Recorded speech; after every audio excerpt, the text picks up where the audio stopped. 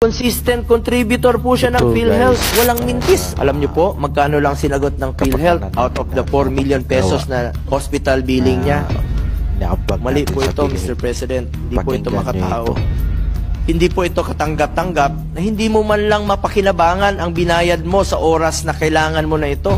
Tama talaga. Gusto ko rin pong ipakilala sa inyo si Sir Walter. Sa loob po ng 1.5 dekada, inalay niya po ang kanyang oras, pagod at kalusugan sa serbisyo publiko. At naging provincial health officer po sa lugar na itinuring na hometown ng kasamahan nating si Senator Robin Hood Padilla. Si Sir Walter, consistent contributor po siya ng PhilHealth. Walang mintis. Mr. President, ikinalulungkot ko pong ibalita sa inyo na ilang linggo na po ang nakalipas, pumanaw na po si Sir Walter sa sakit na pancreatic cancer. With the consent of his family, ang suma total na naging kontribusyon niya sa PhilHealth ay umabot po sa 200,000 pesos.